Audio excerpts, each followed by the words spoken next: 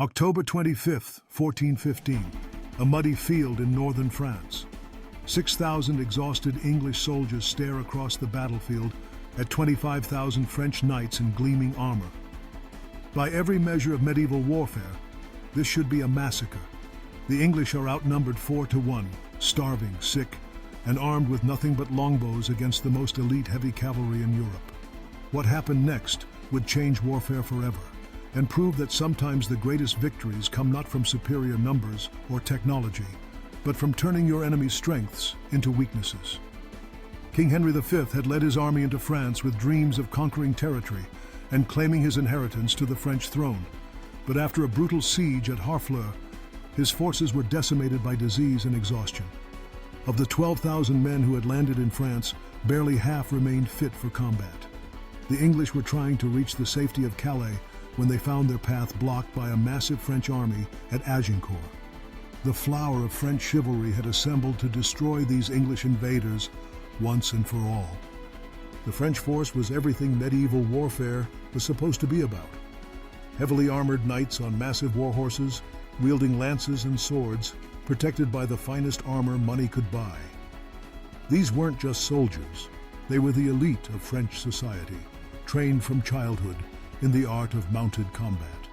Leading them were some of the most famous nobles in France: Charles d'Albret, the Constable of France, the Duke of Alençon, the Count of Eu, and hundreds of other lords eager to win glory by crushing the English upstarts.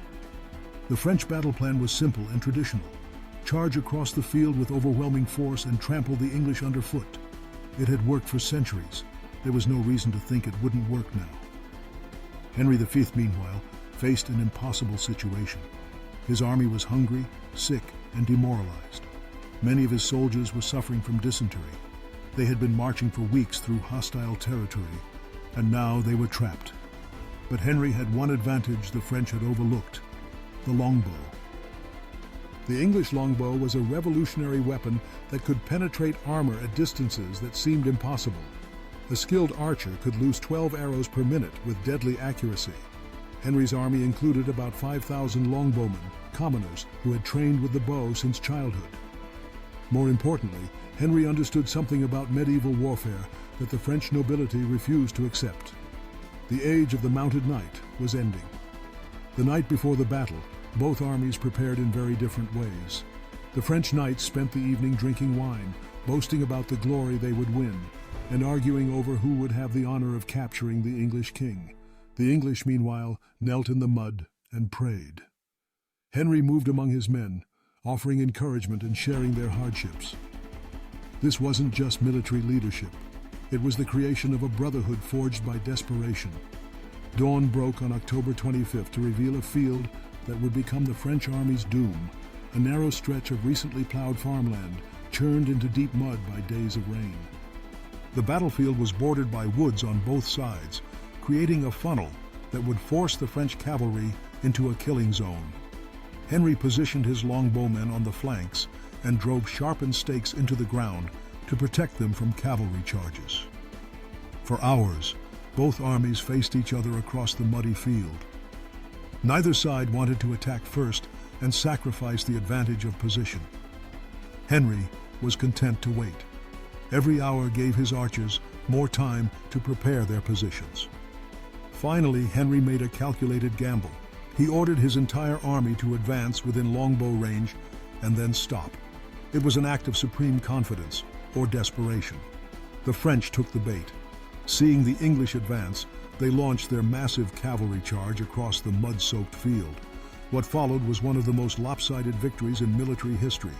The French knights, weighed down by 60 pounds of armor each, became trapped in the deep mud. Their horses struggled and fell, throwing riders who couldn't get back up in the heavy clay.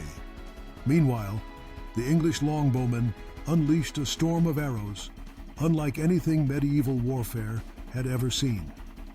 5,000 archers, shooting 12 arrows per minute, created a cloud of death that darkened the sky.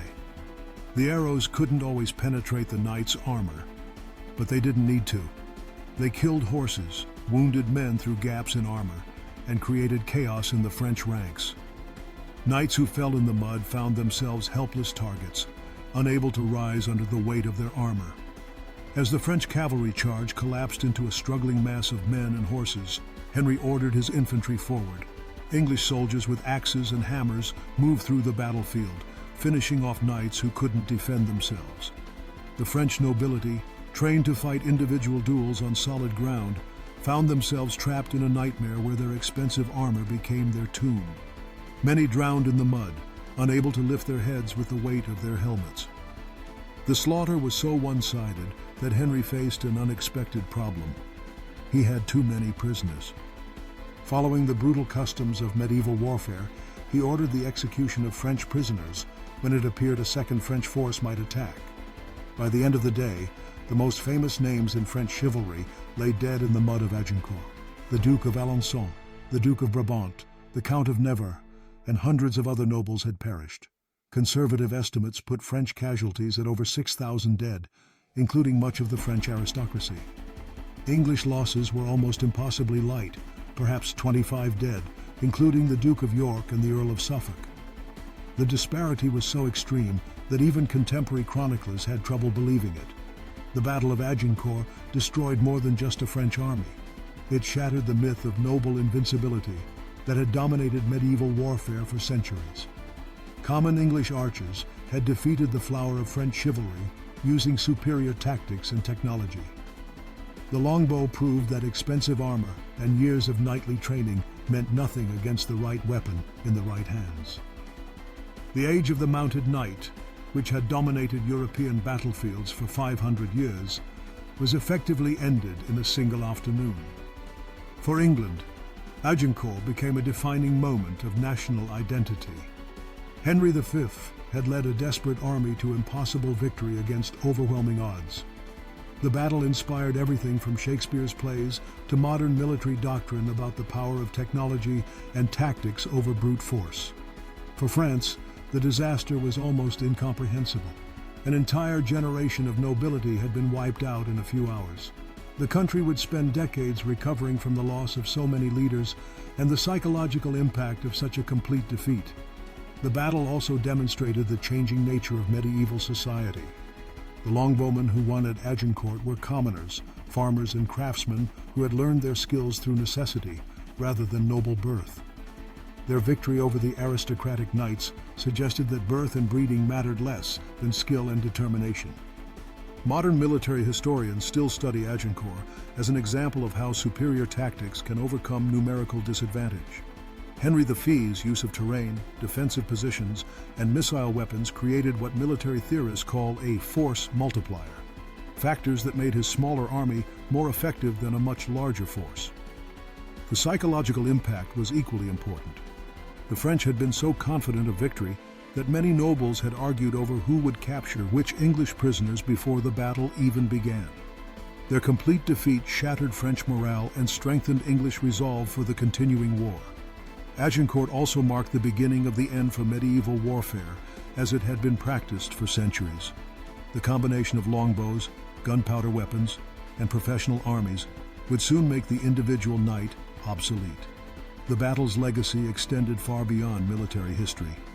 It became a symbol of English determination and the power of common people to achieve extraordinary things under exceptional leadership. The image of English archers standing firm against overwhelming odds became part of England's national mythology. For military commanders throughout history, Agincourt demonstrated that innovative tactics and superior motivation could triumph over conventional superiority.